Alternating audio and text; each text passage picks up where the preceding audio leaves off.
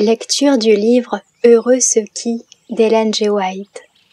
Le vrai mobile de la vie chrétienne. Ne vous inquiétez pas. Celui qui vous a donné la vie sait que vous avez besoin de nourriture. Celui qui a formé votre corps sait que des vêtements vous sont nécessaires. Celui qui vous a fait don du bien suprême ne vous accordera-t-il pas tout ce qu'il faudra pour rendre ce don plus complet ?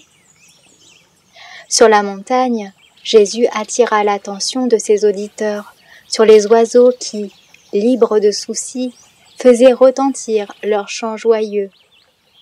Ils ne sèment ni ne moissonnent, et votre Père céleste les nourrit. Ne valez-vous pas beaucoup plus qu'eux ? Nous demande-t-il. Humides encore de la rosée du matin, les fleurs égayaient collines et prairies.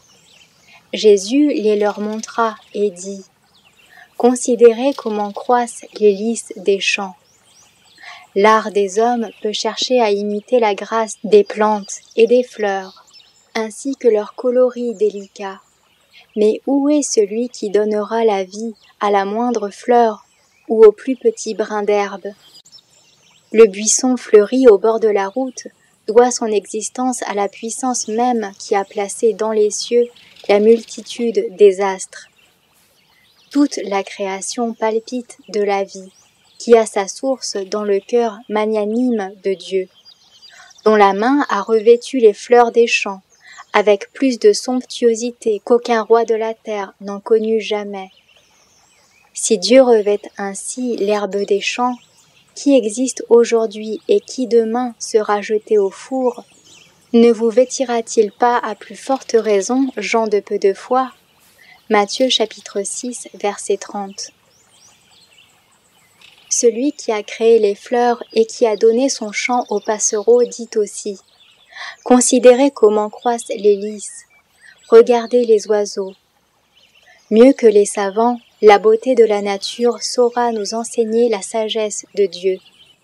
Sur les pétales des lys, Dieu a tracé pour nous un message que notre cœur comprendra, dans la mesure où il oubliera la méfiance, l'égoïsme et les soucis dévorants.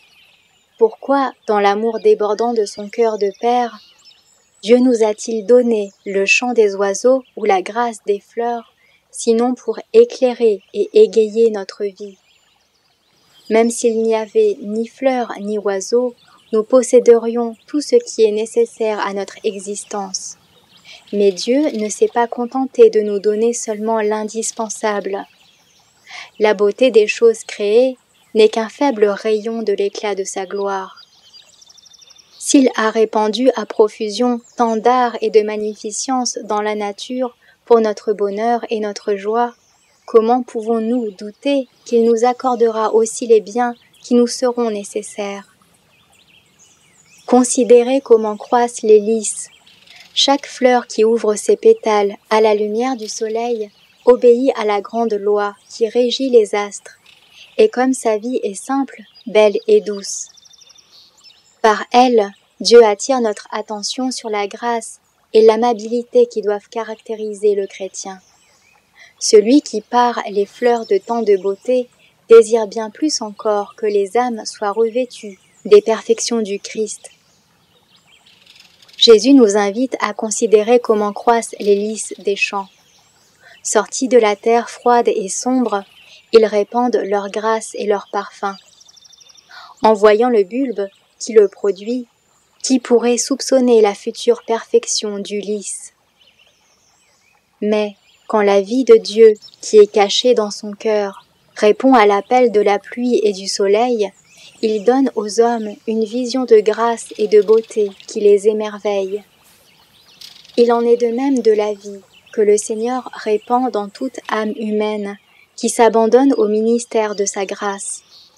Comme la pluie et le soleil, elle dispense à tous ses bienfaits. C'est la parole du Seigneur qui fait éclore les fleurs. C'est cette même parole qui produit en nous les grâces de son esprit. La loi de Dieu est une loi d'amour.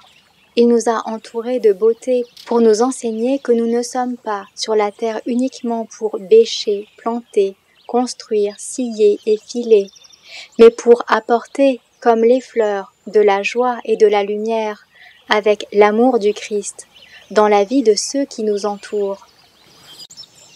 Parents, apprenez à vos enfants cette leçon des fleurs.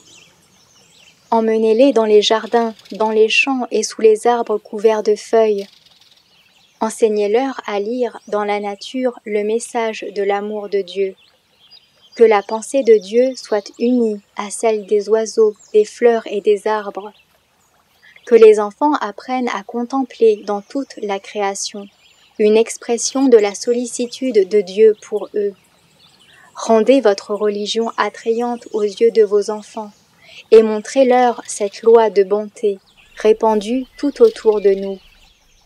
Dites à vos enfants que, par son amour, Dieu peut transformer leur nature afin qu'elle s'accorde avec la sienne, qu'il désire voir s'épanouir dans leur vie la grâce et la beauté des fleurs.